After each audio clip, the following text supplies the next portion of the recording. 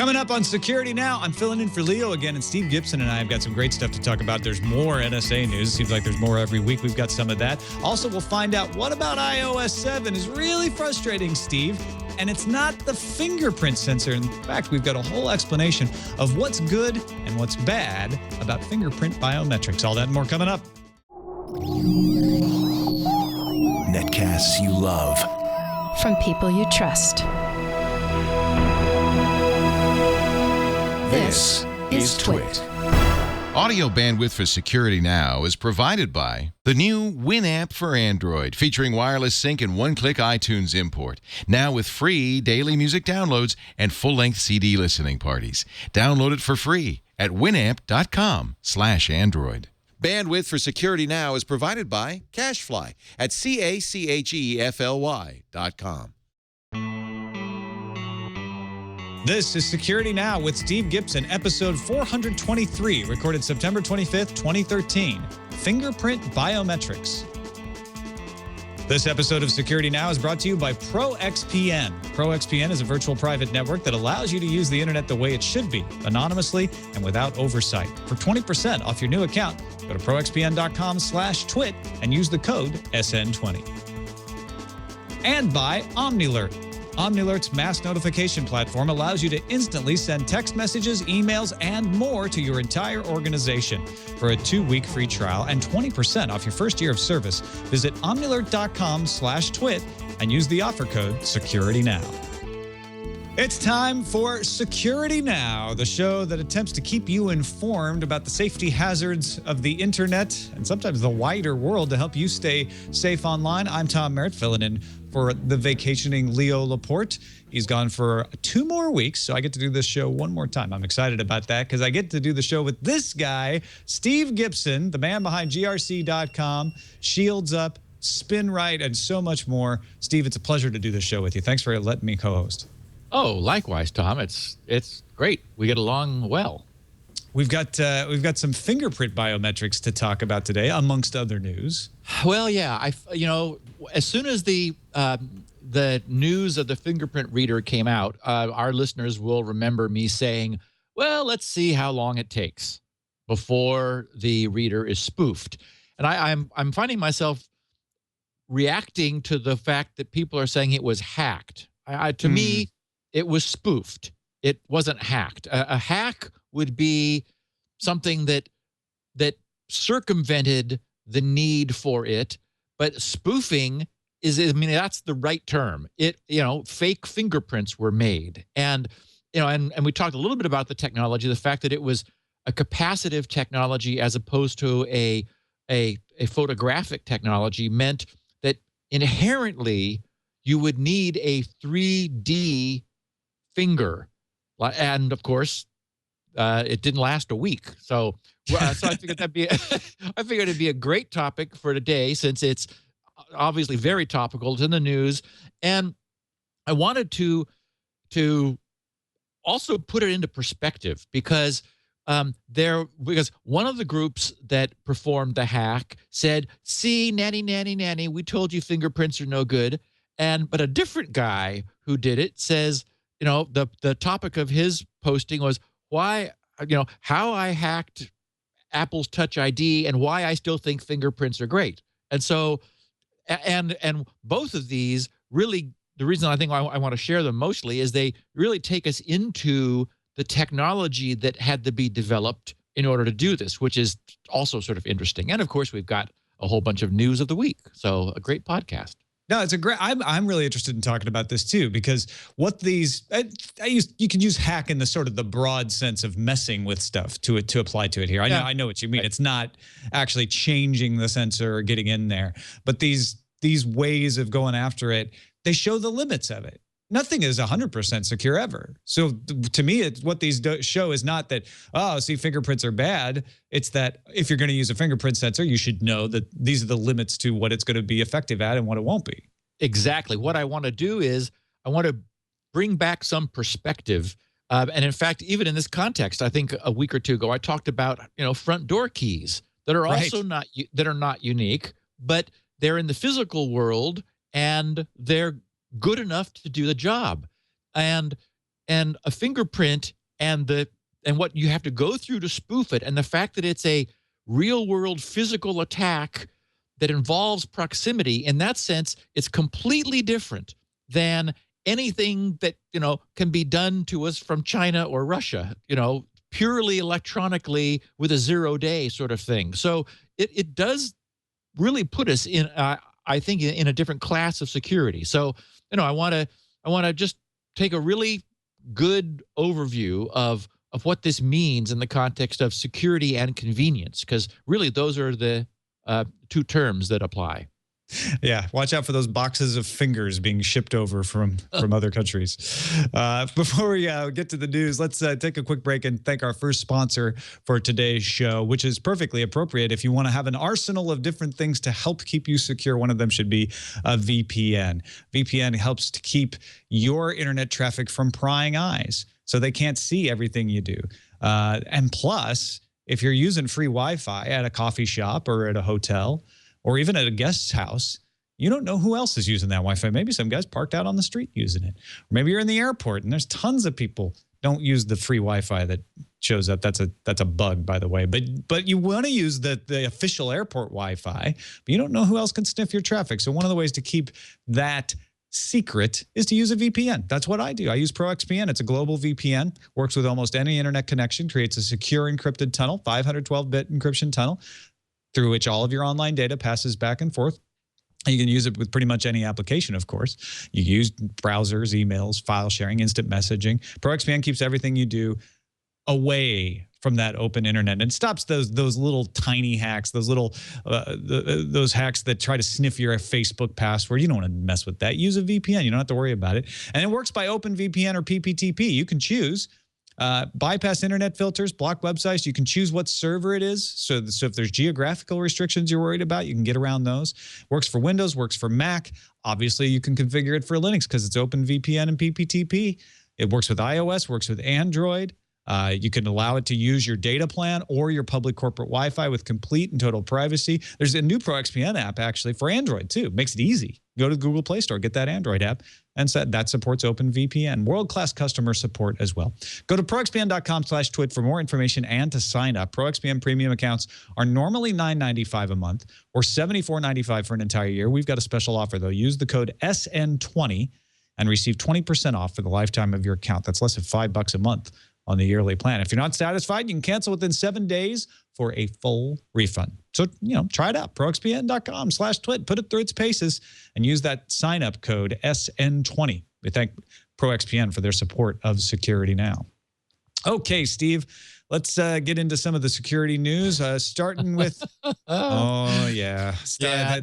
NSA is back again. We can't get away from it. But NSA and RSA, we've got two different essays. Yes, we do. We shouldn't be away from it until it sort of dies down of its own accord. Now, many people apparently misunderstood what I was saying in the last couple of weeks about the so-called backdoored dual elliptic curve programmable random number generator or deterministic random bit generator, I think is DR, whatever it was. When I was saying that nobody would use it, I wasn't saying nobody has ever used it. I said anyone who knew anything would be crazy to use it. So that was my point, was that, it was in this collection of 4 pseudo-random number generators that the NIST had standardized on. It was ridiculously bad. It was hundreds of times slower. It was questionable from even before the ink was dry on the standard. So it was, and it was sitting next to 3 others that were faster and clearly secure, where from day one, this stepchild was just, wrong. And then we find out that it's the default random number generator used by RSA's suite of security libraries.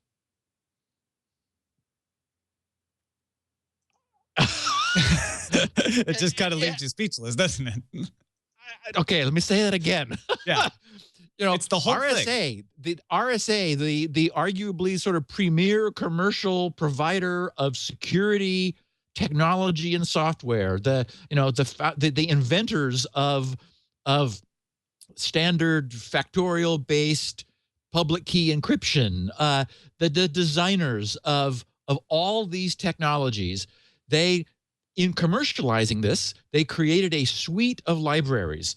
There's Crypto C, Micro Edition Suite, Crypto J, Cert J, SSL J, Crypto C, Cert C, SSL C. You know, all these packages. There's something called the Be Safe toolkits, they call them. And what we learned from a letter that RSA sent to their major clients and customers is that they needed to change the default pseudo-random number generator used in all of this for, I think it was like 07 or 2007 or 2008. I mean, for like many years, because the default was this last orphan child random number generator. That's what the Be Safe toolkit suites used by default. They had other PRNGs in there, but if you didn't explicitly select and tell the package to use a different one, this is what you got. And it is impossible to explain this. I mean, this is just the security industry was stunned.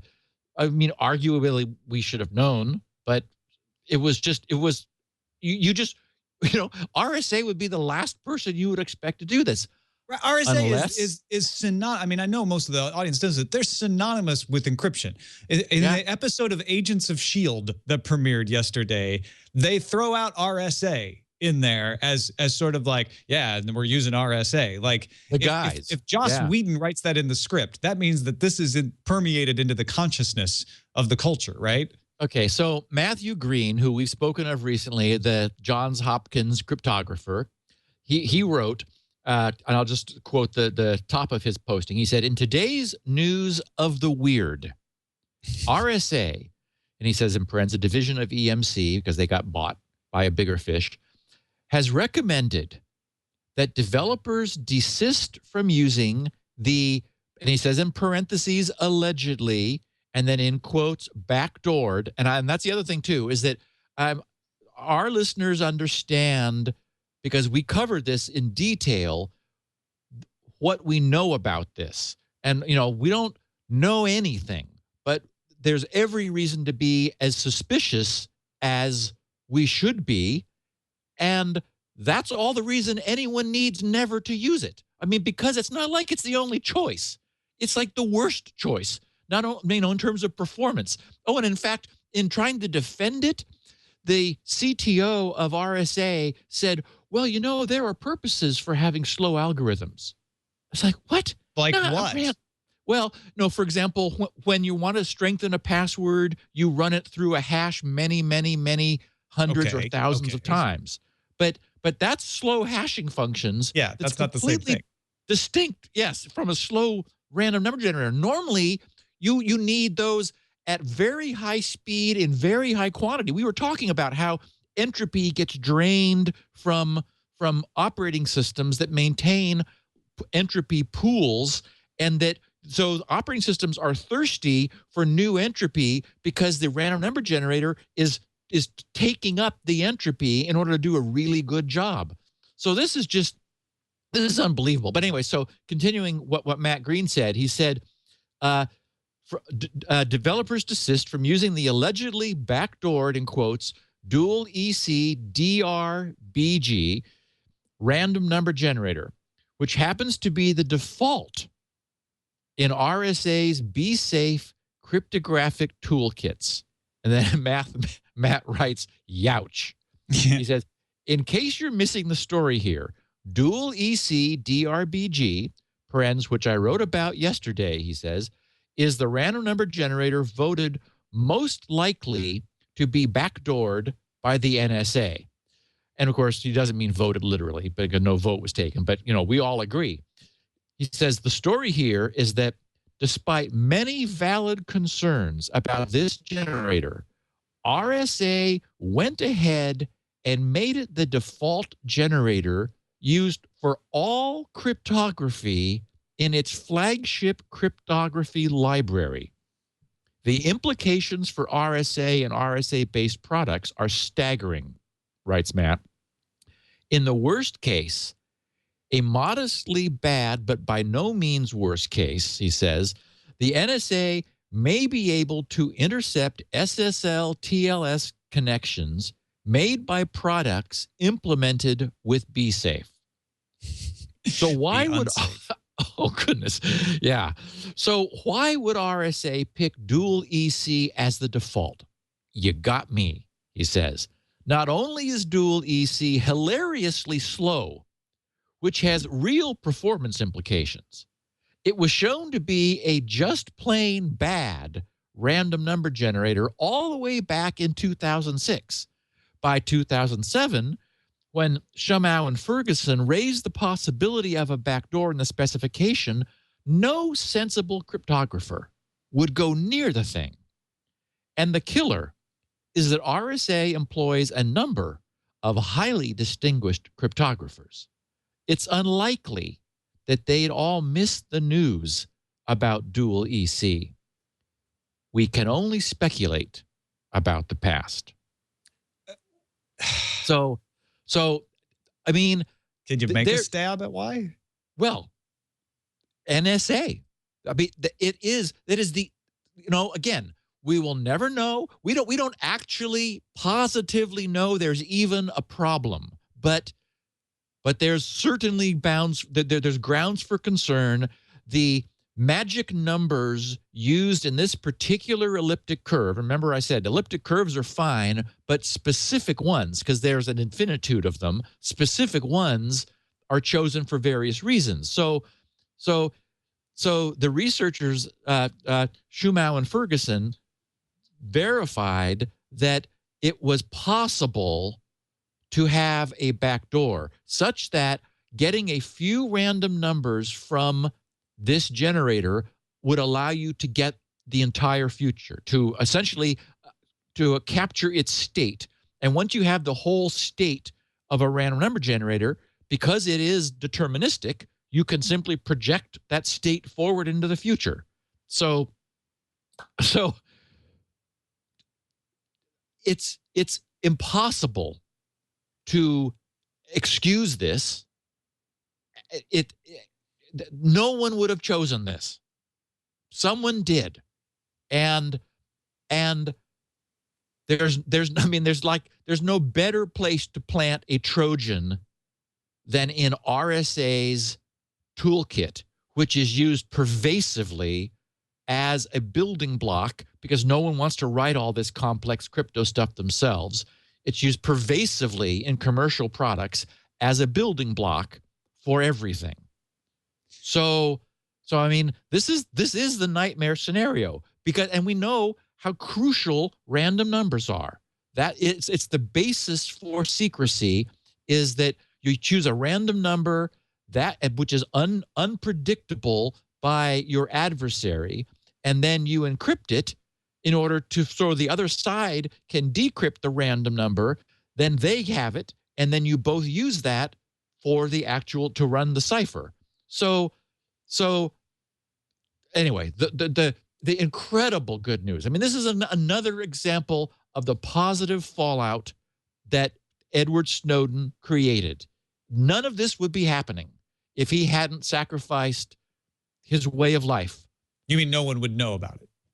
Correct. I'm sorry. Yeah. None of the revelations would be occurring. And if this has now been killed. This may have been the coup that the NSA has had, and it's dead. Well, it will be as soon as they root this out of all the products that have it. Well, this seems to be the smoking gun that goes along with the story that said NSA had broken encryption, and everyone was saying, well, they can't have broken encryption. Bruce Schneier was saying, trust the math. This could be the explanation of it, where they didn't have to have broken anything. They had something that was already broken, essentially. There could very well be people back in Langley who are just not happy today.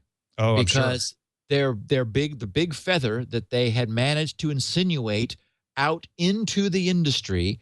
And I mean, also, I mean, the problem with this is that it is not just the NSA. There are other smart people in the world. And especially when you aim them at something and you give them a place to go dig, they can find answers. So if other people, not the government, I mean, we could argue that that the U.S. government, the NSA, having this is bad enough. But this has always been the argument against allowing any kind of security vulnerability, even one that seems to be asymmetric in nature, where only if you had a secret would it be vulnerable. The problem is those secrets cannot be kept. The fact that Edward Snowden happened demonstrates the NSA could not keep their own secrets. Right. So what the NSA would like to say is, yes, but if Snowden had kept his mouth shut like he should, this wouldn't be happening. But he didn't is a fact. And the fact is, if he didn't keep his mouth shut, if he did keep his mouth shut, somebody else might not have kept their mouth shut, just proving the point that you can't keep the secret. And the fact that there are other smart people implies that if we allow known weak crypto with suspected backdoors to go into heavy use, then it may very well be that there are other people far from Langley, Virginia, who are also not happy, because who's to say that they haven't independently cracked this? And that's the danger. It's not just, I mean, if there is a crack and it requires keeping a secret, you know, the huge breakthrough in our understanding of how to secure privacy is that algorithms must be public. The idea that you had, you know, and even RSA is guilty of this. They had some, you know, what's RC6 may still be, but RC4 was for a long time, and then it got loose from their control. The idea is that you want to have the algorithms be open but be secretly keyed. Here we have an algorithm that is inherently flawed because it's based on some keying material no one knows the provenance of. We don't know where it came from. It's just, magic numbers. You know, trust us. And no, we can't do that. Yeah. Yeah. Go. No, I was just going to say, I think the lesson here, because I'm sure there are people in our audience even who say, well, you know what? I want the NSA to have an advantage. I'm not one of these people who is against them, and that's fine. I probably disagree with you, but that's fine to be on that side of the argument. However, it's not necessarily, as Steve is saying, about just the NSA. You don't know who else has the ability or has had the ability for a long time now to take advantage of this same backdoor. Yeah, and they're not going to tell you. You know, they don't want to disclose that. They don't want to disclose that. It's probably, if it exists, it is a super secretly guarded secret, and they're, you know, chortling around with their ability to capture some random numbers and then know the future, which kills crypto. And even the New York Times now understands that backdoors are bad. I was impressed by this, actually. This meant something to me because it was the Sunday Review section. It was it was put up in the paper by the New York Times editorial board. So not just one random crank. I mean, but this was their formal statement. They said, in 2006, a federal agency, the National Institute of Standards and Technology, NIST, that we talked about, helped build an international encryption system to help countries and industries fend off computer hacking and theft. Unbeknown Unbeknown. Well, that's what it says. Unbeknownst. I guess I put a stint in unbeknownst. Unbeknown to the I'm nothing many against that. users of the system, a different government arm, the National Security Agency, secretly inserted a backdoor into the system that allowed federal spies to crack open any data that was encoded using its technology. Now, again, we don't know that. So this is dumbed down for, the general population. Unfortunately, it's also a little overblown, but our listeners understand suspicion is enough. And we've got plenty of suspicion when there doesn't need to be any. So going on, it says, documents leaked by Edward Snowden, the former NSA contractor, make clear that the agency has never met an encryption system that it has not tried to penetrate. Well, that's probably true. And it frequently tries to take the easy way out. Because modern cryptography can be so hard to break, even using the brute force of the agency's powerful supercomputers, the agency prefers to collaborate with big software companies and cipher authors, getting hidden access built right into their systems. The New York Times, The Guardian, and ProPublica recently reported that the agency now has, meaning the NSA agency, now has access to the codes that protect commerce and banking systems, trade secrets, and medical records, and everyone's email and internet chat messages, including virtual private networks. In some, again, that's a little overstated, but okay. In some cases, the agency pressured companies to give it access. Now that we do know, as The Guardian reported earlier this year, Microsoft provided access to Hotmail, Outlook.com, SkyDrive, and Skype. According to some of the Snowden documents given to Der Spiegel, the NSA also has access to the encryption protecting data on iPhones, Android, and BlackBerry phones. These backdoors and special access routes are a terrible idea.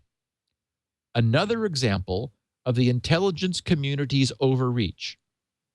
Companies and individuals are increasingly putting their most confidential data on cloud storage services and need to rely on assurances their data will be secure. Knowing that encryption has been deliberately weakened will undermine confidence in these systems and interfere with commerce. The backdoors also strip away the expectations of privacy that individuals, businesses, and governments have in ordinary communications. If backdoors are built into systems by the NSA, who is to say that other countries' spy agencies or hackers, pirates, and terrorists won't discover and exploit them? The government we would say can probably already have, yeah. Oh, yes. The government can get a warrant and break into the communications or data of any individual or company suspected of breaking the law. But crippling everyone's ability to use encryption is going too far, just as the NSA has exceeded its boundaries in collecting everyone's phone records, rather than limiting its focus to actual suspects. Representative Rush Holt, Democrat of New Jersey, has introduced a bill that would, among other provisions, bar the government from requiring software makers to insert built-in ways to bypass encryption. It deserves full congressional support. In the meantime, several internet companies, including Google and Facebook, are building encryption systems that will be much more difficult for the NSA to penetrate, forced to assure their customers that they are not a secret partner with the dark side of their own government. Wow. Good on them for pressuring Congress, yeah. Yes, yes. And the idea, I love the idea that we could see some legislation that forbids the government from asking for this, because then any companies approached are completely free to say, first of all, no, and also to say, hey, guess what the NSA just asked us to do illegally? So, this is a step forward. Yeah, absolutely. Yeah, I was pleased and impressed. I'm not sure how much I feel Google and Facebook are the folks I want leading the charge on building new encryption standards. I don't think it's bad to have them in there. I prefer distributed open source solutions to that. That's why this next story both scares me and heartens me. What did Linus Torvalds have to say about inserting backdoors? I know. I just got a big kick out of this. And this, of course, came out last week. He was, well, anyway, I'm stuck on his name because I know he pronounced it apparently Linus. So you can say it anyway. Linus. I say Linus, which is probably that's totally sort of a wrong. compromise. Yeah. Yeah. Anyway, so Linus or Linus who created the open source Linux operating system 22 years ago, of course, we all know, took the keynote stage at the LinuxCon conference along with fellow kernel developers to talk about the state of Linux kernel development. Throughout the hour-long session, which occurred on September 18th, the panel was peppered with a barrage of questions on a wide variety of topics, with the outspoken Torvalds providing all manner of colorful comments.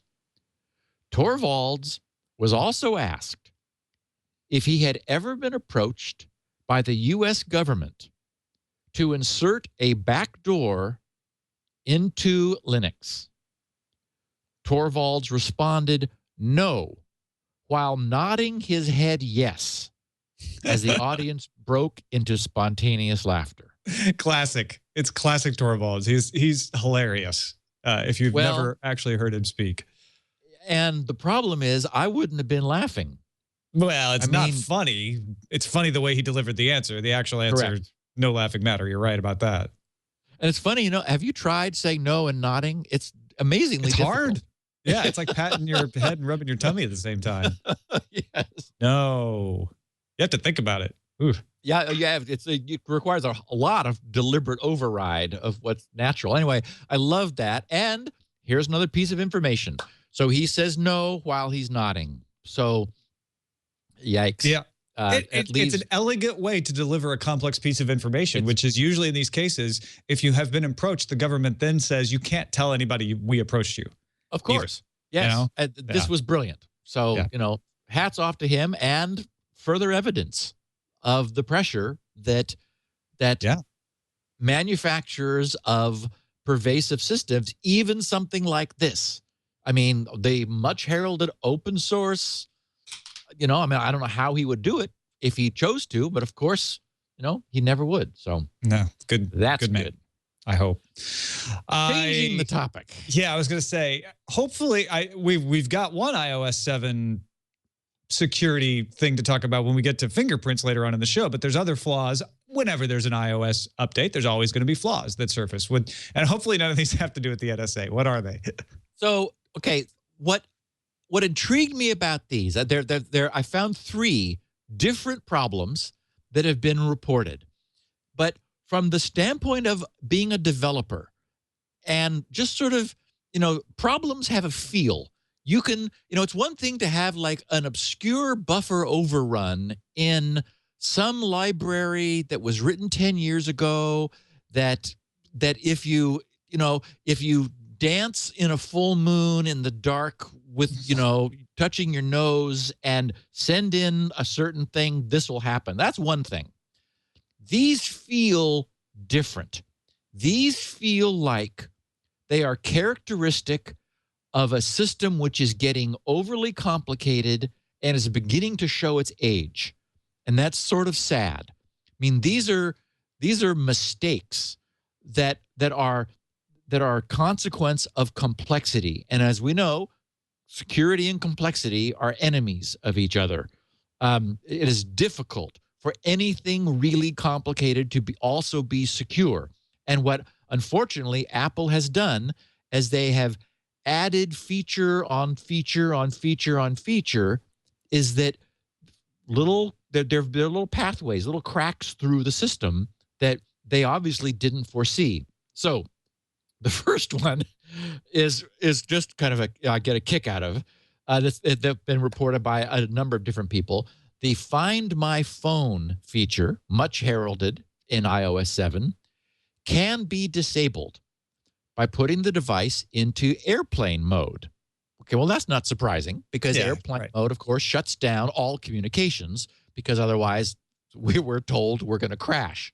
Okay, so the problem is in iOS 7, this can be done when the phone is locked with a passcode, meaning not by its owner, but by a thief, as the voice-activated assistant Siri, which is available by default while the phone is locked, can be verbally instructed to turn off or to put the phone into airplane mode. That's just one of those ones where they thought, oh, well, putting in airplane mode, you should be able to do that. That's not a security flaw. Yeah. Oh, wait a minute. Yes, it is. And then the problem is Siri is still accessible, as we will hear in the third one, which is another Siri accessibility problem. She's accessible while the phone's locked. Yeah. So a thief, first thing the thief does is have Siri put the phone in airplane mode for him, and now doesn't have to worry. Now he can attack the phone and not have to worry about Find My Phone being activated remotely. It can't be because it's disconnected. Wow. Now this one. Apparently, there was a soldier who had a lot of time on his hands and he was bored. Maybe he was on guard duty, Jose Rodriguez in the Canary Islands. Somehow worked his way through this little gem. Anyone can exploit the bug by swiping up on the lock screen to access the phone's control center. We'll be coming back to the control center later because I have a peeve of my own about that, but I'm going to do this along with you. So you swipe up on the lock screen to access the phone's control center, and then opening the alarm clock, holding the phone's sleep button brings up the option to power it off with a swipe. Instead, the intruder can tap cancel and double-click the home button to enter the phone's multitasking screen. So far, so good. It's working. That offers access to its camera and stored photos, along with the ability to share those photos from the user's various accounts, essentially allowing anyone who grabs the phone to hijack the user's email, Twitter, or Flickr account. And then people who wrote about this said the far-reaching nature of this breach through the steps described above offer unfettered access to a user's photos and the sharing functions of those photos. That includes access to social media accounts and emails. And by selecting the option to send a photo by iMessage, it also allows complete access to the user's contacts and all information stored therein. So, I mean, this is just a classic mistake and then a wedge that pries open access to other parts that are needed in order for the first phase to function. I got into my app store, too. Apple has reportedly acknowledged the mistake and pledged to rectify it in a later software update. Until this gap is patched, users can prevent this from happening to them by disabling access to the control center on the lock screen. Go to Settings, then Control Center, then swipe the option to access on lock screen so that it does not display on the lock screen. So another little mistake. It's like, oh, won't these features be nice? But they do kind of combine in a way that wasn't expected. Okay, and finally, this is an interesting one for pre iPhone 5S devices. It's assumed being upgraded to iOS 7. If you have an iPhone 5 or older and have updated your operating system to Apple's new iOS 7, you should be aware that the password or passcode required on your phone's lock screen no longer prevents strangers from accessing your phone. No longer prevents them from doing it. So this occurs after the upgrade. They can use Siri, the voice command software, to bypass the password screen and access your phone instead. Simply hold down the home button even while the phone is locked and wait for Siri to ask you what you want. From there, we accessed Facebook, Twitter, text messages, email, and phone calls Really? all on our iPhone 5. Really, Apple? Really? We even got access to our Contacts app. Access is limited. You can't see anything on the phone beyond the lock screen and the Siri interface. So you can't play Candy Crush, oh darn, for instance. Secure. Good. But you can do a lot of important basic phone stuff on someone else's phone. Email, calls, text, and social media are probably the majority of time spent in mobile phone use. You can stop Siri bypassing your password by reducing access to Siri in the settings. Go to Settings, General, Passcode Lock, enter the passcode, allow access when locked, Siri, switch from green on to white off. So this is an example of a default being in the wrong position. Exactly. Exactly. Now, they say, here's one theory. On our iPhone 5S, the new iPhone, access to the phone is through a fingerprint security device called TouchID, which, of course, is the topic of this podcast, which utilizes the home button as the fingerprint detector. Only the person who owns the phone can open it. If you're running iOS 7 on an iPhone 5S, it would be impossible to unlock the phone by pressing the home button. The problem is that on earlier devices, pressing the home button brings up Siri, not the fingerprint detector. That would explain the non-obvious workaround inside the settings section. I think they should make Siri be able to recognize the owner's voice. Yes, I was thinking the same thing. It's like, you don't sound like Jack. Right. Now, I put this note in my show notes when it first popped onto my radar middle of last week. This is funny. And I didn't know whether we would be talking about it saying not yet or yes. But for those who don't know, there is a fun website, is TouchIDhackedyet.com.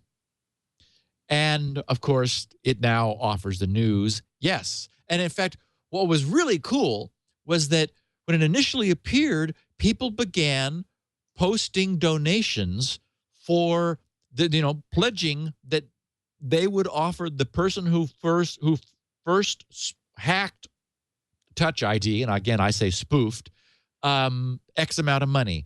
And I remember seeing the figure $16,000 at one point. I haven't added it up. I don't know where it is. There were some, even after it was shown to be spoofed, some $1,000 donations. So it's like, okay, well, that helps to pay for the materials that were required. Yeah, no kidding. Now, is TouchIDhackedyet.com says yes and provides some background information and a list of all the nice sponsors who provided lots of money. So that's great. That's really funny. Yeah. So what's Apple saying about Touch ID? Right. There is naturally there are various types of support pages. There's a page that shows how to do it and how to use it.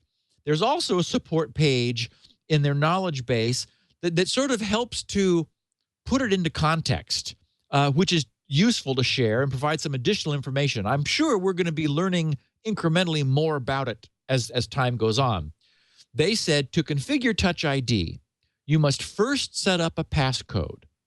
Touch ID is designed, and this is crucial wording, and this did exist prior to the spoof. So this is Apple's pre-hack or spoof position, which is right. They said Touch ID is designed to minimize the input of your passcode, but your passcode will be needed for additional security validation, such as after restarting your iPhone 5S.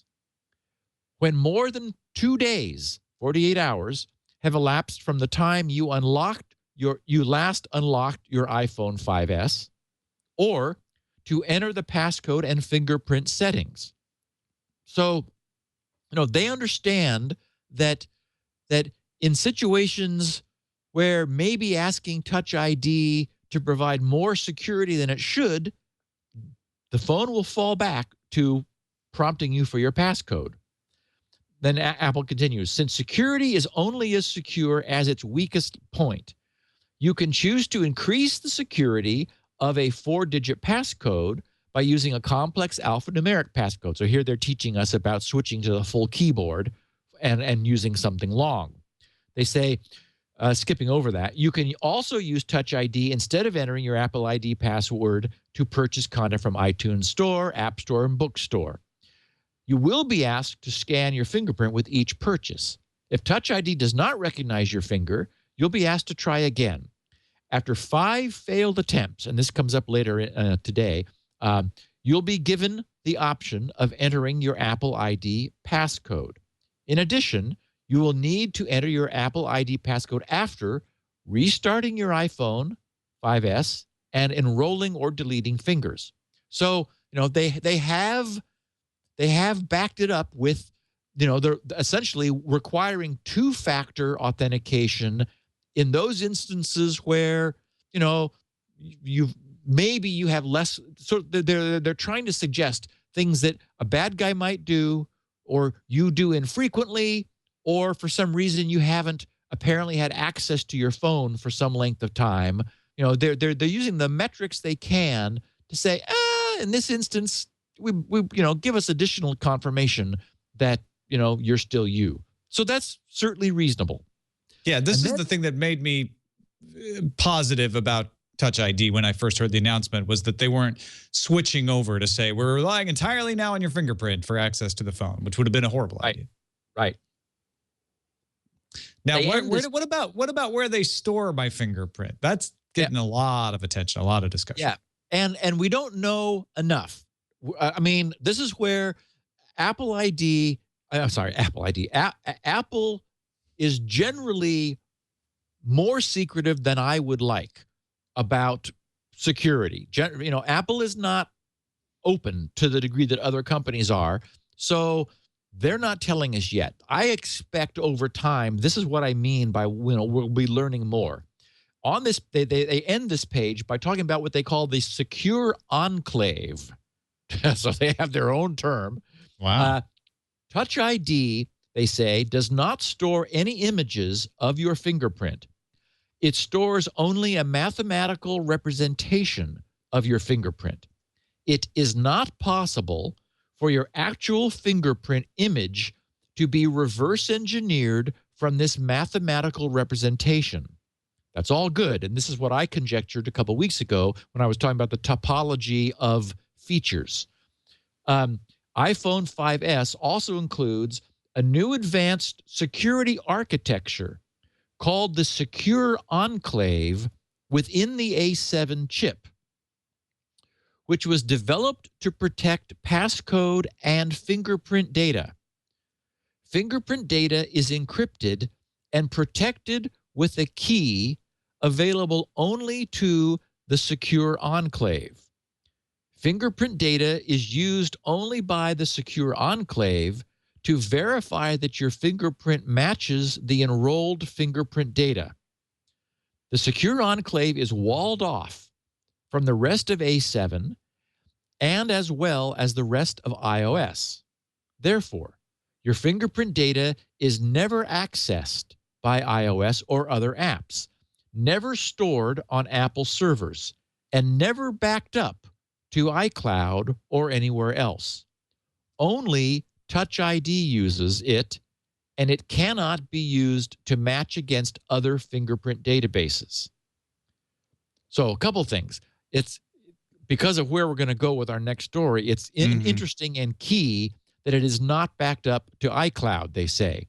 And I will say, what they described is entirely possible from a pure architectural standpoint. It is certainly possible to create essentially a an environment where you can send in, that is, you have a write-only ability to send in fingerprint enrollment data and no ability to read it. So it's write-only for enrollment. And similarly, it is submission only for a candidate to ask about matching. And what you get out is just go, no go. That is, it just says, yes, this matches sufficiently, or no, it doesn't. So I mean, this is all good news. They're not storing prints, so they're not in there anywhere. They're storing structural information, the so-called, I'm again hypothesizing, some topological representation of features which have been found, and then and they're storing it in a custom design, not just saying not having a software in iOS that has set aside some chunk of EEPROM somewhere. This is hardware on the chip designed for this data to live there, such that you can only send fingerprint image data in. You can only say, learn this or compare this. And so this is all good news. I think they've done the right thing. And significant that, it's not backed up. It cannot come out. It only goes in. So, isn't there a networking security system like that where you can only send in on one channel or one cable or one connection, and out is an entirely separate one? Yeah. In fact, we've talked about that a couple times. Yeah. Ethernet itself, the actual physical wiring, is one twisted pair that goes in one direction, transmitting, and a different twisted pair that goes in the other direction, receiving. And there are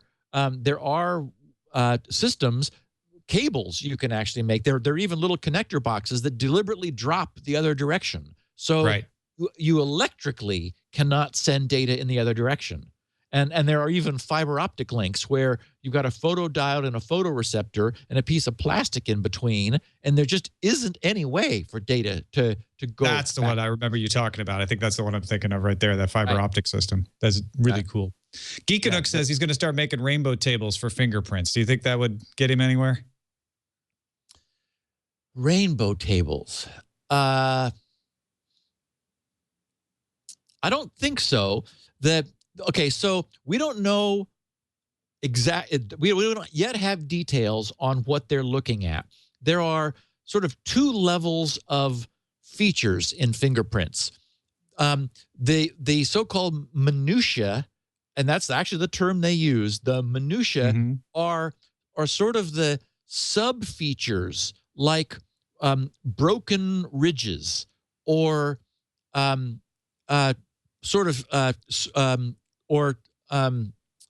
ridges that merge, or ridges that form a little disconnected island where so kind of the imperfections, huh?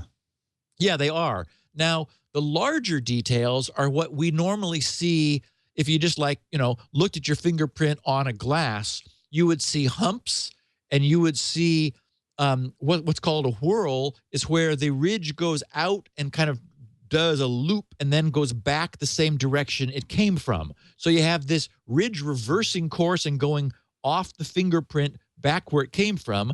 You have other ones that just go up and then sort of come back down and continue going off in the same direction.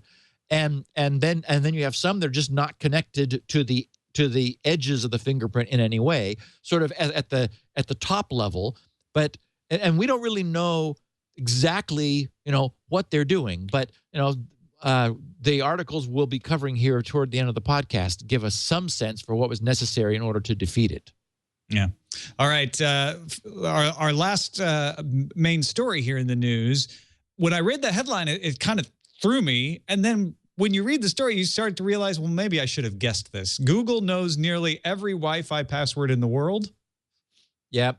Now, and this is what's interesting is this is even not news. Yeah. I mean, this is not startling, except in the context now of post-Snowden era. As far back as in June of 2007, a guy named Donovan Colbert, writing for Tech Republic, described stumbling across this fact on a new ASUS triple E PC transformer tablet. So back in June of 2011, he wrote the following: I purchased a new ASUS EEE PC transformer tablet last night after work. I brought it home, set it up to charge overnight, and went to bed. This morning, when I woke, I put it in my bag and brought it to the office with me. I set up my Google account on the device and then realized I had no network connection. So I pulled out my Virgin Mobile MiFi 2200 personal hotspot and turned it on. I searched around Honeycomb, which of course was the version of Android, right, back then on the tablet, looking for the control panel to select the hotspot and enter its encryption key. To my surprise, I found that the triple E pad had already found the Virgin hotspot and successfully attached to it. As I looked further into this puzzling situation, I noticed that not only was my Virgin hotspot discovered and attached, but a list of other hotspots were also listed on the triple E pad's hotspot list. The only conclusion that one can draw from this is obvious. Google is storing not only a list of what hotspots you have ever visited, but any private encryption keys necessary to connect to those hotspots. Which this all makes sense. Google keeps a profile for you to make it easy when you turn on a new Android device and load all of your settings. Exactly. Why wouldn't your Wi-Fi password be one of those settings? And that is going on to this day. 2 years later, more than 2 years later, and thus the genesis of the headline, Google knows nearly every Wi-Fi password in the world. They're saying with the massive number of Android devices, which are backing themselves up to Google's cloud, and the default setting is to back up the settings of the device, and that includes your list of known to that device previous hotspots and the encryption keys for them. Those are up there. And we also know that that you can, if you attach a new device, it will automatically and synchronize to the Google Cloud. It's automatically configured with that information.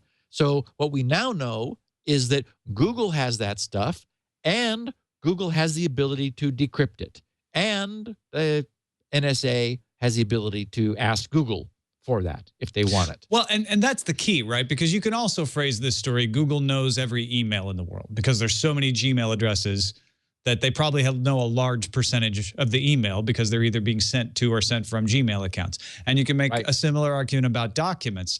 It all pretty much hinges on client decryption, which is what happened when he set up his PC transformer. He put in his password, how secure that is, and whether Google can get into your private profile and hand it over to somebody if somebody comes knocking with a subpoena, or not in some cases. They don't. Well, actually, we do know that they can. We know that they're now boasting good physical data center security and good encryption in the data center, but that they can remove it. I mean, they have access to our data, and it's, you know, many people have verified that through clever tests of changing their password before synchronizing, and then Google finds them and synchronizes. So, you know, it wasn't using their password, blah blah blah. So we understand that our link to Google is encrypted, but once there, we're now depending upon, you know, their encryption, which they have the ability to break, being strong, you know, and of course the integrity of all the employees who have access to our data. Of course, there are Snowdens on all sides of the equation. Yeah.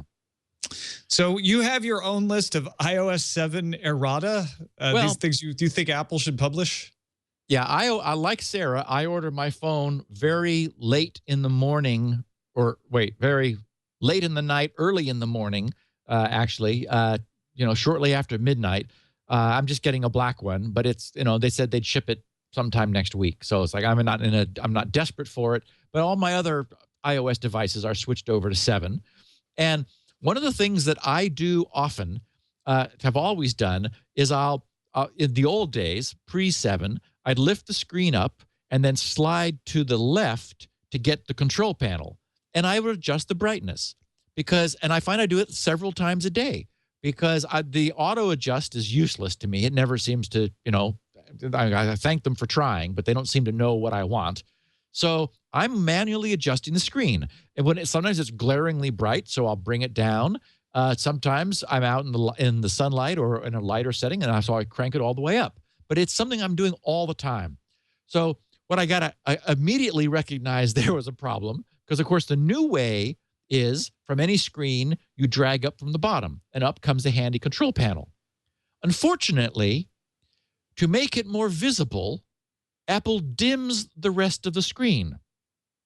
And the panel itself is not very bright. So in raising the control panel where the brightness setting is, they're dimming the screen so I can't see how bright the setting is I'm trying to make. And I was reminded of, you're probably old enough, Tom, I hope, to remember pre-remote control TVs. Oh, yeah. I was the remote control. You'd be sitting on the couch across the living room from the family's TV screen, and the volume would be too low. So you'd get up and go over there to turn the volume up. But now you're standing at the TV, and so of course it's louder. So you adjust the volume, then you sit down. Oh, now it's too loud. So you get up again and turn it down. And so my point is, of course, where you're sitting, you can't adjust the volume, and when you get there, it's different. Similarly, you can't change the brightness on the iPad without it changing the brightness for you, so you can't tell what brightness you're going to have once you're through changing the brightness. And you can't use the hack that Bill Merritt used, which was to tell his son Tom to go change the volume without him getting up from the couch. There's no way to do that with your phone. Exactly. Okay, a little louder, Tom. Oh, a little. Okay, right. That's just perfect. Yeah. Okay, now the other thing that occurred to me, actually, it has been a problem for me, is, and I worried about the Twit Studio, is the local bandwidth congestion on one's network of having multiple iOS devices in the house with the auto app update turned on. A couple days ago, I was unable to watch you guys live. It was pausing constantly, and I was getting a little spinning disc, and then it would try again, and it would pause.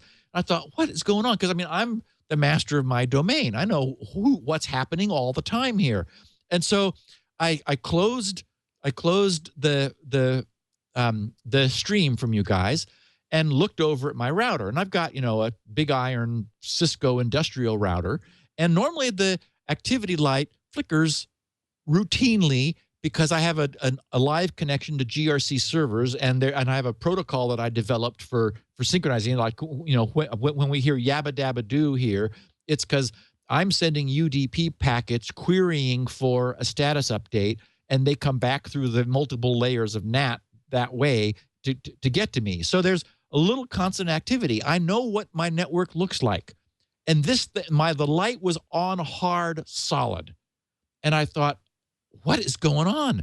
So I fired up my packet sniffer. I saw a huge amount of TCP traffic going to one IP. It was in somewhere in Inglewood, Colorado, the network where it terminated. I didn't have a clean lookup, a reverse, and I thought, I'll just bet it's my iPads because I have a couple of them and an iPhone here, all that are cruising. And sure enough, I shut them down, network went back, and then I was able to listen to you guys without any trouble. And I then, because it just sort of annoyed me, turned off auto update on all of those. You go into the iTunes store setting over in the left-hand column, and there's an option for things that update, and you can turn off auto update. I'm just going to switch back to, first of all, allowing them to accrue for a while, and then updating my master copy of iTunes on a Mac, and then synchronizing the pads, to get the most recent app. And so here was my concern, was that, it's one thing for me to have my little network disturbed by a couple iOS devices. I can't imagine the Twit Studio with everyone there having, a phone, and suddenly, Elements, which is like a gig plus, decides it needs to update on all of them. Oh, yeah. So we'll, I'll mention this to Leo too, just to be aware that, it could really warp the bandwidth of the Twit Studio. And you could do that in any kind of large situation. I thought immediately of universities, because I remember when the iPhone first came out, and it was always trolling for Wi-Fi access points. Some sysadmins at universities got upset about that. This is much worse than just looking, pinging the access point. This is, like you say, in some cases, large amounts of data getting downloaded. Yeah, lots of different people. I mean, most of the time. And we know how rapidly these apps are being updated. They're constantly being updated. And if you're like me and Sarah, and the app count you've lost control of, there's just a lot happening. Okay, and so then what's your most hated UI change? This is interesting. Pure gripe. It turns out that I use the app history all the time. So I would lift up the screen using a four-finger swipe, and there, in order of reverse chronological recency, are the icons of all the apps I've used, however many could fit across the bottom. And then if I needed to go back further, I'd scroll to the right in order to get the next most old ones. And of course, I know the icons perfectly. I know what every one of them is. So, of course, what Apple has famously done is they've screwed that up completely. Now, when you do that, you get big thumbnails of the last screen state of each of these, and then the icons are widely spaced out, so that you get like 3, 1 in the middle and 2 on the edges, because they've been forced apart by the size of the thumbnail that is hovering over them. It's just it's a catastrophe for me. I mean, it's like just disastrous. So I hate it. What bothered me the most about it is a lot of times I'll just close all of those, right, as a way to track down a particular battery drainer usually. And now you've got to swipe the screen away, that little freeze frame of the screen state that you were talking about. Yes. That's so much slower than just having them all jiggle and then tap, tap, tap, tap, tap and get rid of them. Yep. In fact, I'm glad that Sarah showed that on the show, where you can while you're looking at that history view, you can drag the big thumbnail screen up and off the top, and it goes away. So it's at least one way of closing apps, and also contracting your history again. But I don't know how I'm going to get used to this, because I feel like being able to see whatever it was, like 7 on an iPad. I mean, there's like everything that I had been doing, I could just quickly jump back to. And yes, you can do the 4-finger swipe sideways to kind of go back in time, but it just was so easy to quickly lift the screen and say, that's the one I want. And bang, I was there. Yep. I've lost that now. It's just not as convenient. I use that a lot too. I haven't noticed it being a big problem, because usually the one I want is close. It's not very far away. So I always had to swipe maybe a couple of times anyway. But yeah, I know what you mean. On to the miscellany then? Yeah. I mentioned a few weeks ago the TV series Orphan Black. Big fan. Yes, and I'm through with the first. I'm halfway through. I'm through with the first of 2 discs, because I got it on Blu-ray, and I just wanted to say that I'm stunned that that's one actress. I know. She is incredible, isn't she? That's what I come away feel. I mean, overall, it's a nice series. I mean, it's like, it's interesting. I like it. It's just like sort of a good procedural thriller. But for me, what stuns me is that she isn't actually cloned. I mean, we assume. I mean, it's like the parts she plays are phenomenally different from each other. Sometimes a little overboard to make them distinct, but believable. But as I'm looking at these people, I'm having to remind myself this is actually the same person, because she does just an amazing job. And I don't think it's just hair and makeup. I think it's she becomes these different people. So that's what, to me, that's the most fascinating part of the series, which is it's just amazing. I remember watching that first episode and thinking, oh, okay, they're visually different, but how long can she really keep these characters separate? And she really, you forget yes, while you're watching it that it's Tatiana Maslany, or however you say her name. I apologize, Tatiana, is doing all of those parts. I agree. She's incredible. So I also we've mentioned on the podcast several times the TV series Homeland, of which Leo and I are both huge fans. I'm like a hyper fan. It was so good the last 2 seasons. I'm hoping they're able to keep it going, but it does. Were you happy when Claire Danes got her Emmy? Yes. Yes. I mean, she does a fabulous job also. Everything about it, I really enjoy. And I wanted to make a note that it returns to the air this coming Sunday for our listeners who don't already have systems set up to capture it. And then this is just completely random, but this happened this morning when I was putting the show together, and I just thought, you have got to be kidding me. I've always had my domains at Network Solutions. That's, back in the day, they were the guys. They were, they were where you got domain. I mean, we registered grc.com at the same time that Microsoft registered Microsoft.com. I mean, I've had the domain that long.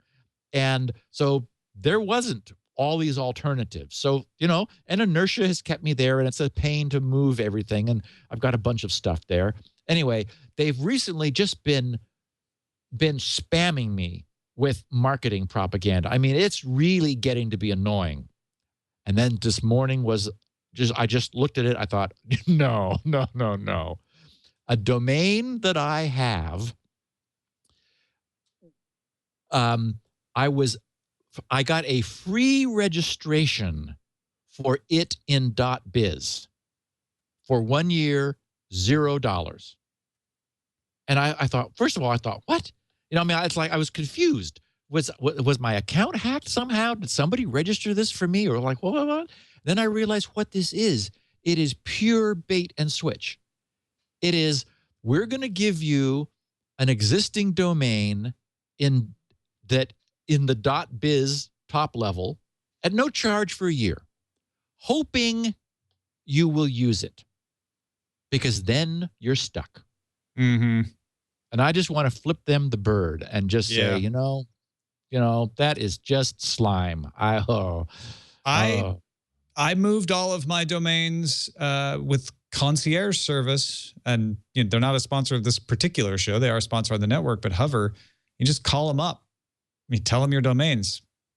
They do all the hard work for you, and then you do all the confirming and everything, so it's secure. But that was nice. Yeah, I just looked at this as like, you've got to be kidding me. Yeah, that's annoying. That's super annoying. So you're out working on a ton of stuff. Oh boy, I am. So I just wanted to give our listeners I finished the work on this first phase of the SpinRite R&D. We have full pre-AHCI support, which was the PCI Ultra DMA controllers, which virtually everybody has in their machines for the last couple of years.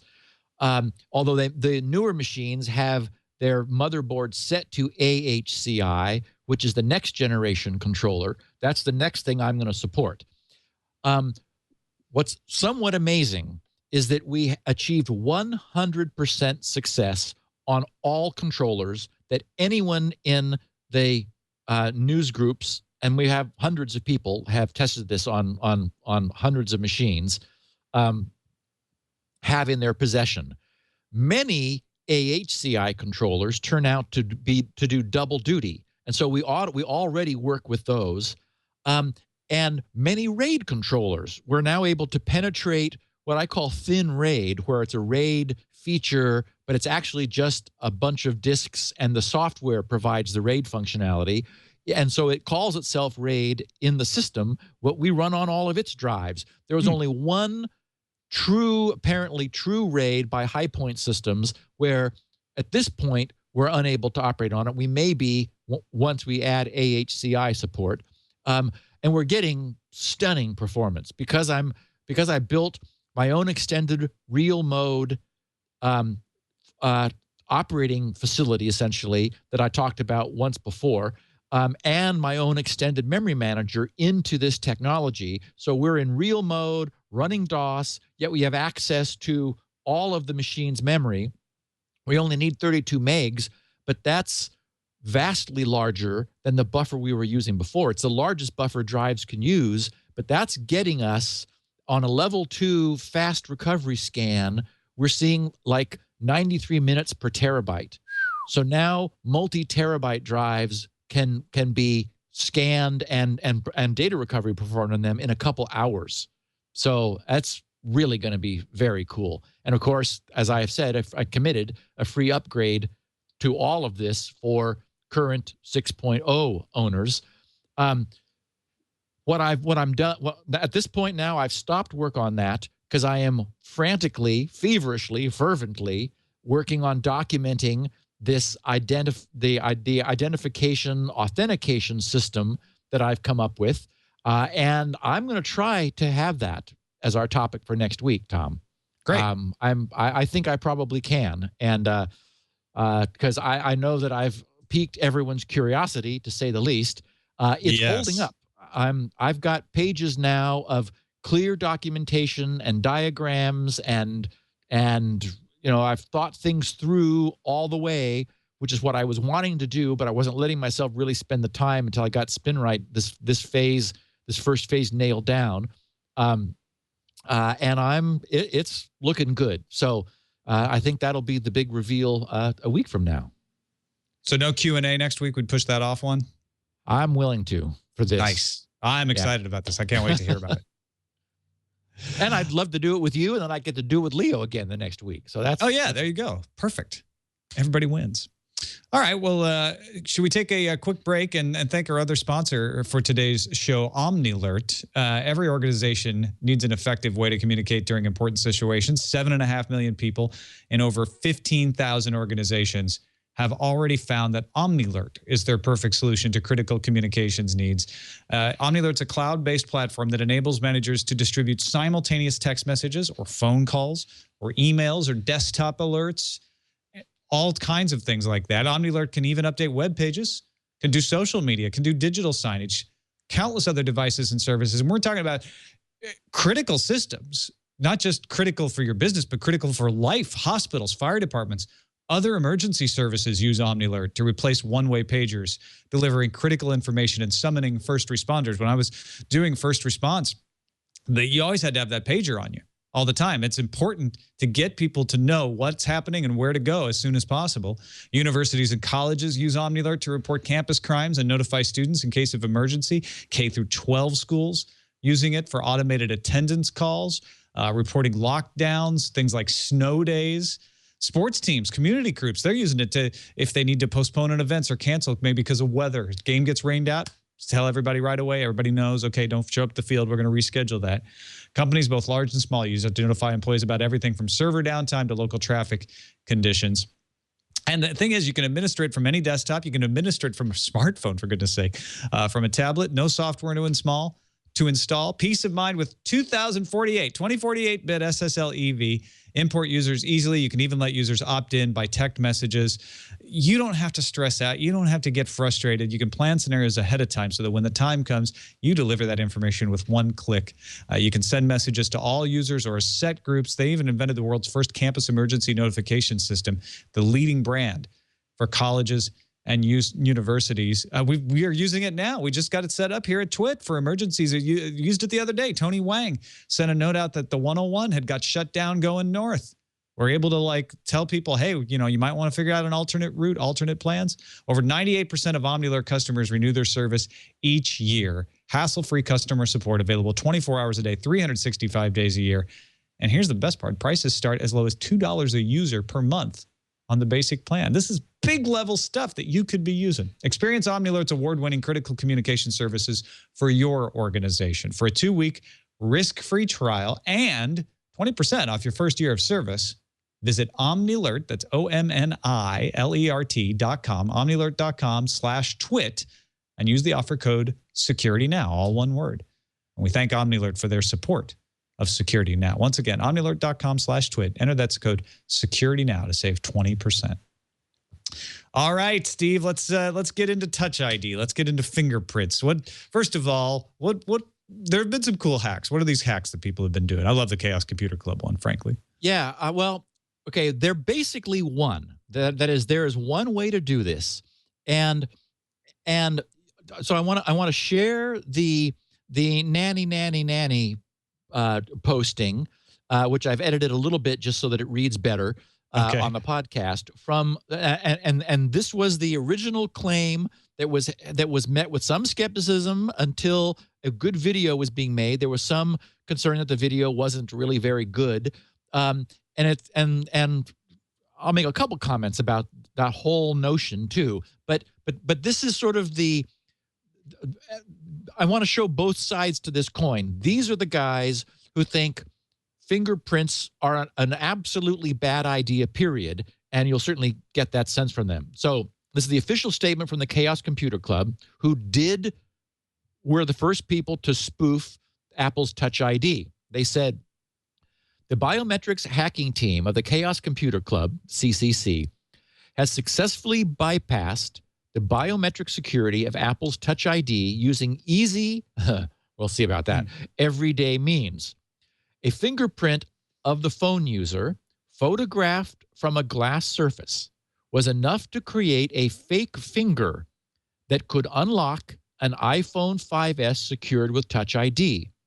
This demonstrates, again, they say, that fingerprint biometrics is unsuitable as access control method and should be avoided.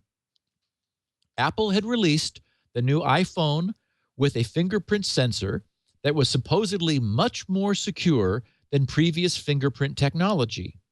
A lot of bogus speculation about the marvels of the new technology and how hard to defeat it supposedly is had dominated the international technology press for days. Okay, well, I didn't see that, but I also wasn't looking for it, but I'll take their word for it. I don't know about dominated, but certainly was talked about a lot. I'll give them that. Yeah. Starbug, who performed the defeat, said, quote, in reality, Apple's sensor is just a higher resolution compared to the sensors so far. So we only needed to ramp up the resolution of our faking technology. As we have said now for many years, fingerprints should not be used to secure anything. These are the anti-fingerprint people. You leave them everywhere, and it is far too easy to make fake fingers out of lifted prints. First, unquote. So back to the announcement. First, the fingerprint of the enrolled user is photographed with 2400 DPI resolution. The resulting image is then cleaned up, inverted, and laser printed with 1200 DPI onto transparent sheet with a thick toner setting. Finally, pink latex milk or white wood glue is smeared into the pattern created by the toner onto the transparent sheet. After it cures, the thin latex sheet is lifted from the sheet, breathed onto to make it a tiny bit moist, and then placed onto the sensor to unlock the phone. This process has been used with minor refinements and variations against the vast majority of fingerprint sensors on the market. We'll talk about all this in detail, what they were achieving with this in a second. But then they posted an update. The process described above proved to be somewhat unreliable, as the depth of the ridges created by the toner was a little too shallow. Therefore, an alternative process based on the same principle was utilized and has been demonstrated in an extended video available. First, The residual fingerprint from the phone is either photographed or scanned with a flatbed scanner at 2400 dpi. Then the image is converted to black and white, inverted and mirrored. This image is then printed onto transparent sheet at 1200 dpi. To create the mold, the mask is then used to expose the fingerprint structure on photosensitive printed circuit board material. The printed circuit board material is then developed, etched, and cleaned. After this process, the mold is ready. A thin coat of graphite spray is applied to ensure an improved capacitive response. This also makes it easier to remove the fake fingerprint, so it forms mold release. Finally, a thin film of white wood glue is smeared into the mold. After the glue cures, the new fake fingerprint is ready for use. So Frank Rieger, spokesman for the CCC, who posted this, quoted himself saying, "We hope that this finally puts to rest the illusions people have about fingerprint biometrics. It is plain stupid to use something that you cannot change and that you leave everywhere every day as a security token. The public should no longer be fooled by the biometrics industry with false security claims. Biometrics is fundamentally a technology designed for oppression and control, not for securing everyday device access." Interesting. And that way, continuing. Certainly has a perspective, right? Yeah. Fingerprint biometrics in passports has been introduced in many countries, despite the fact that by this global rollout, no security gain can be shown. iPhone users should avoid protecting sensitive data with their precious biometric fingerprint, not only because it can be easily faked, as demonstrated by the CCC team, also you can easily be forced to unlock your phone against your will when being arrested. Forcing you to give up your hopefully long passcode is much harder under most jurisdictions. That is the difference between something you have and something you know, and we'll be talking about that here at the end, than just casually swiping your phone over your handcuffed hands. Many thanks go to High's security team, which provided the iPhone 5S for the hack quickly. More details on the hack will be reported here. So that's the statement from the people who say this is all dumb. Now, Mark Rogers also defeated this, but he's a little more forthcoming about what it took. And he posted a blog posting titled, "Why I Hacked Apple's TouchID and Still Think It Is Awesome." So Mark wrote, "By now the news is out. TouchID was hacked." And of course, again, I say spoofed. This was a spoofing attack. We have the word. That's the right word. In truth, none of us really expected otherwise. Fingerprint biometrics use a security credential that gets left behind everywhere you go on everything you touch. The fact that fingerprints can be lifted is not really up for debate. CSI technicians have been doing it for decades. The big question with TouchID was whether or not Apple could implement a design that would resist attacks using lifted fingerprints, or whether they would join the long line of manufacturers who had tried but failed to implement a completely secure solution. Does this mean TouchID is flawed and that it should be avoided? The answer to that isn't as simple as you might think.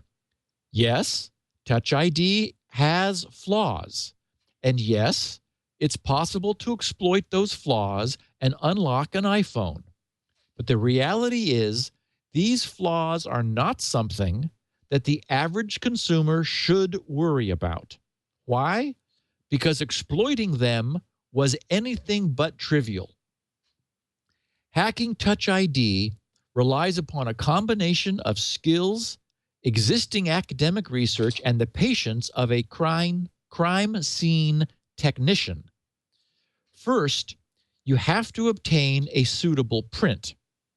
A suitable print needs to be unsmudged and be a complete print of the correct finger that unlocks a phone. If you use your thumb to unlock it the way Apple designed it, then you are looking for the finger which is least likely to leave a decent print on the iPhone. Try it yourself, he writes. Hold an iPhone in your hand and try the various positions that you would use the phone in. You will notice that the thumb doesn't often come into full contact with the phone, and when it does, it's usually in motion. This means they tend to be smudged. So in order to hack your phone, a thief would have to work out which finger is correct and lift a good, clean print of the correct finger. Next, you have to, and he has in quotes, lift the print. I made a little editorial comment here. The Chaos Computer Club article rather glibly glosses over this next part, because Mark writes, this is the realm of CSI. You need to develop the print using one of several techniques involving the fumes from cyanoacrylate, superglue, commonly known, and a suitable fingerprint powder before carefully and patiently lifting the print using fingerprint tape. This is not easy, says Mark, who has done it. Even with a well-defined print, it is easy to smudge it. It is easy to smudge the result. And you only get one shot at this. Lifting the print destroys the original. So now what? If you got this far, the chances are you have a slightly smudged 2D print stuck on a white card. Can you use this to unlock the phone? This used to work on some of the older optical readers, but not for many years now because they've gone capacitive, we'll talk about that in a second, and certainly not with this device, meaning the iPhone 5S. To crack this control, you will need to create an actual fake 3D fingerprint from this 2D image. Creating the fake fingerprint is arguably the hardest part and by no means easy. It is a lengthy process that takes several hours and uses over $1,000 worth of equipment, including a high-resolution camera and laser printer. First of all, you have to photograph the print, remembering to preserve scale, maintain adequate resolution, and ensure you don't skew or distort the print. All very good points, which CCC didn't mention. Next, you have to manually edit the print to clean up as much of the inevitable smudging as possible. Once complete, you have two options. He mentions the CCC method. Invert the print in software, print it, and onto a transparency film using a laser printer set to maximum toner density, then smear glue and glycerol on the ink side of the print and leave it to cure. Once dried, you have this thin layer of rubbery dried glue that serves as your real print. Okay, but then he says that apparently he was the user of the more elaborate approach. He says, I use a technique demonstrated by Tusotumo Matsumoto in his 2002 paper, quote, The Impact of Artificial Gummy Fingers on Fingerprint Systems. In this technique, you take the cleaned fingerprint image and without inverting it, print it to transparency film. Next, you take the transparency film and use it to expose some thick, and it goes back through the whole PC board routine, exactly as the CCC guys posted in their update. So Mark winds up saying, using fake fingerprints is a little tricky. I got the best results by sticking it to a slightly damp finger. My supposition is that this tactic improves contact by evening out any difference in electrical conductivity between this and the original finger. So what have we learned from all this? practically, an attack is still a little bit in the realm, and he says, of a John Dekar novel. It is certainly not something your average street thief would be able to do, and even then, they would have to get lucky. Don't forget, you only get 5 attempts before TouchID rejects all fingerprints from then on, requiring a PIN to unlock it. However, let's be clear. TouchID is unlikely to withstand a targeted attack. A dedicated attacker with time and resources to observe his victim and collect the necessary data is probably not going to see TouchID as much of a challenge. Luckily, this isn't a threat that many of us face. TouchID, he concludes, is not a, quote, strong, unquote, security control. It is a convenient security control. Today, just over 50% of users have a PIN on their smartphones at all. And the number one reason people give for not using the PIN is that it's too inconvenient. TouchID is strong enough to protect users from casual or opportunistic attackers, and it is substantially better than nothing. So I like that because I think that really puts this into context, which is what we need. I would argue that having something that is very good but not perfect then allows you to use a much stronger passcode because you need to use it much less. You don't need to use it every time you turn your phone on, every time you unlock it to get access to it. That's the annoying thing. You only need to use it in those instances where the phone feels, it's time for me to make sure this is the same person. And that's infrequent enough that you can afford that one to be much more burdensome. And that's going to be what most people who try to hack this and fail a couple times or 5 times, and then it's game over, with all the other caveats. So anyway, this is why I'm still a fan of this technology. I think in terms of real world use, if this moves from 50% unlocked iPhones to 100% some locked, and frankly, very good locked in most cases, then this is a huge step forward for Apple. I think a lot of people are getting caught up in the semantics of this, right? I mean, I actually think Mark Rogers is making it sound more complicated than it is. I think if someone really put their mind to it, they could probably do this. Not that any of us have cyanoacrylate just laying around the house. So it's a fair point that this is not easy. I think the Chaos Computer Club tried to make it sound a lot easier than it was too.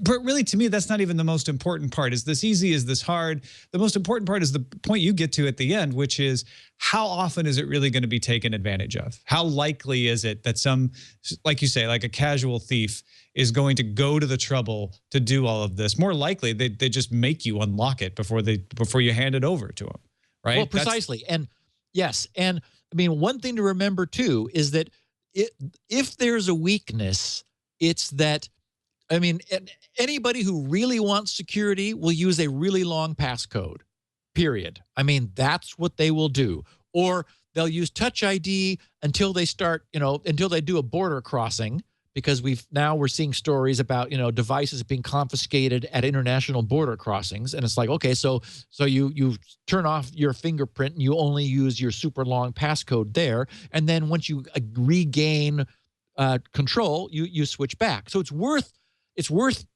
planting in people's mind that it is subject to that, because at the border crossing, you can imagine a situation where some authority says, put your finger on your phone.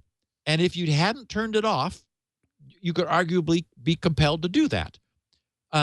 Whereas something that's in your head is, it's much more difficult for you to be compelled to disclose. And recent appellate court decisions have ruled that it's against the law to compel someone to incriminate themselves under the Fifth Amendment of the Constitution. Unless you're at the immigration checkpoint. Yeah.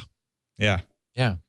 Yeah. So I guess I think this is good news. I think the key is for people to use it with an understanding of its limitations. Exactly. It's funny, as you were talking, I was thinking the scenario that I could imagine, although I don't think it likely, is that for some reason some whiz kid wants access to his parents' iPhone, which for some reason they don't give because he's a whiz kid.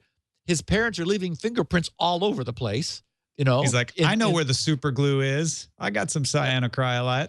And Dad left a nice, perfect thumbprint on the whiskey glass last night. Mm-hmm. So I'm gonna dust that and lift it. I mean, maybe just for kicks to see if he can do it. Yeah. But I mean, I really do. I mean, for example, making sure that the photo is square on, that it is 1-to-1 scale. That's obviously critical. That there's no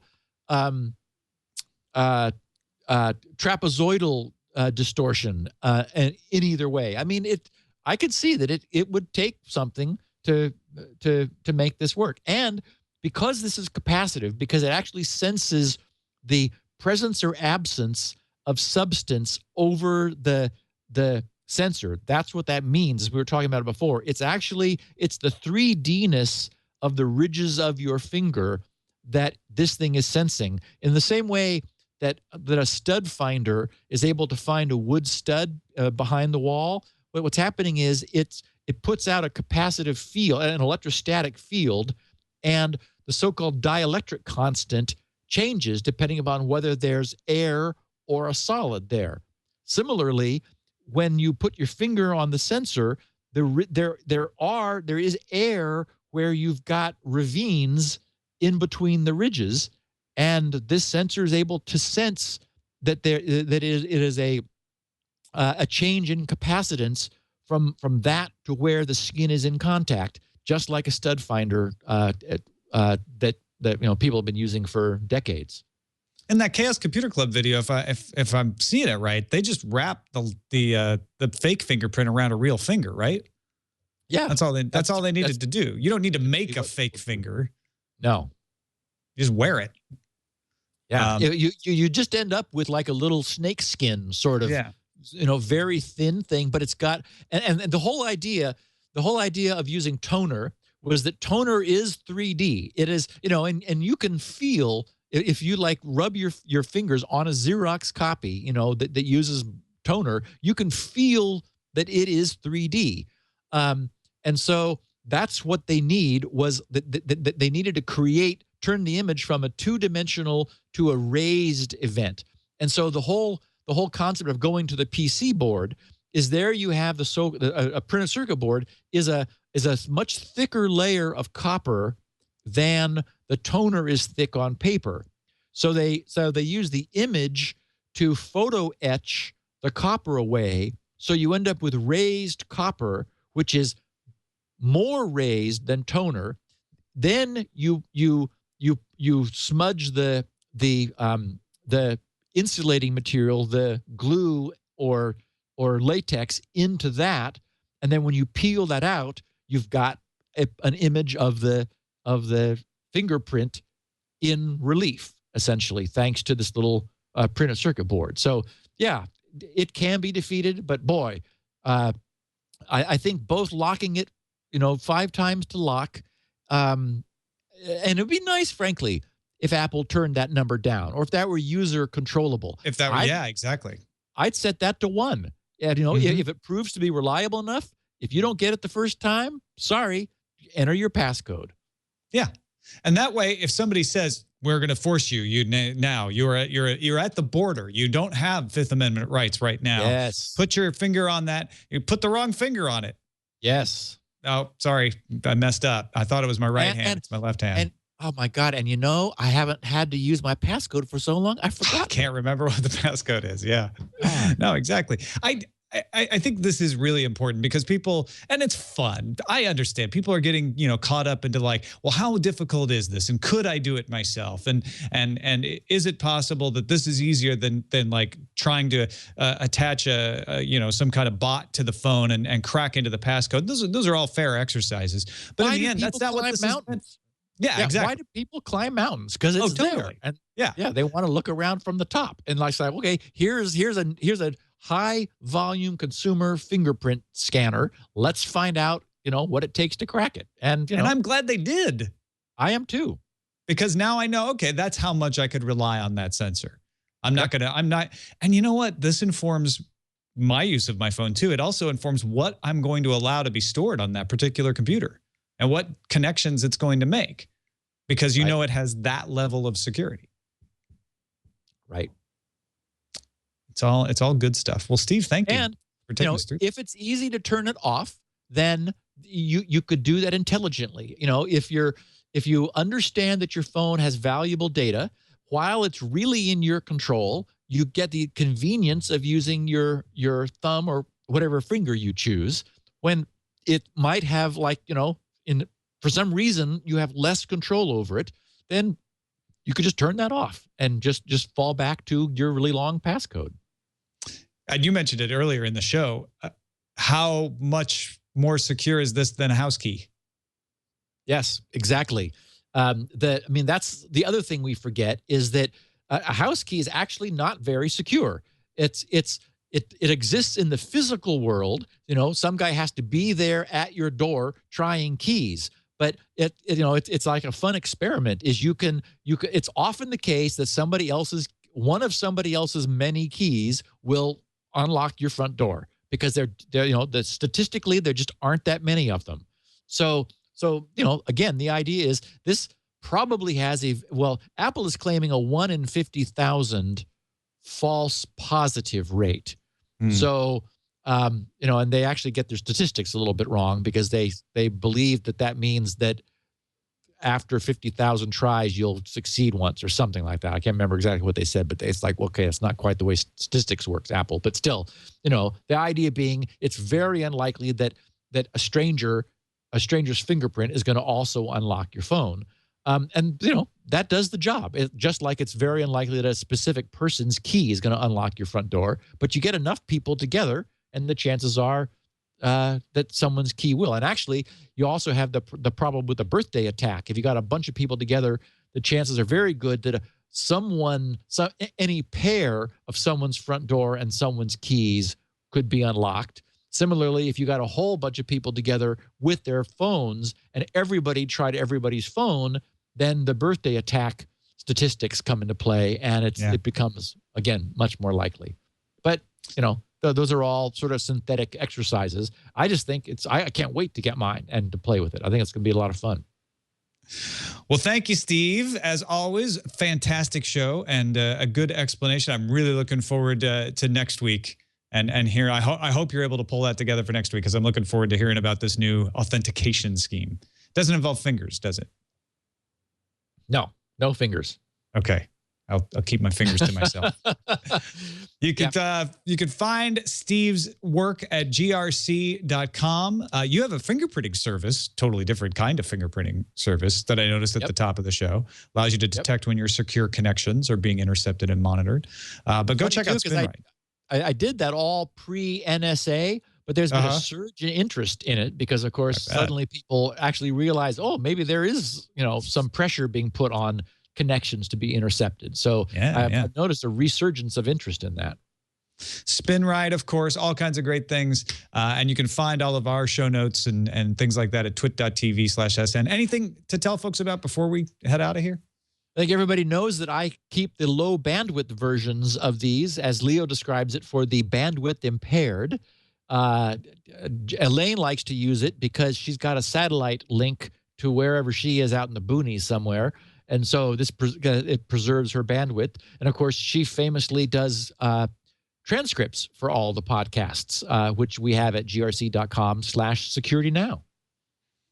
Check them out. Thanks, everybody. Oh, yeah, go ahead. I was just going to say that I'm really sure we're going to do, I'm as sure as I could be that I'll be ready next week I'm going to show it to some close friends and to have other eyes on it and to get some scrutiny. Maybe there's always a possibility that someone will see something that I just could not see because I was its own parent. So, I might announce that it's busted already. I hope not. We could do a Q&A, in which case you submit questions to grc.com/feedback. Excellent. Thanks, everybody. And you'll tune in next week to find out. We'll see you then. Security.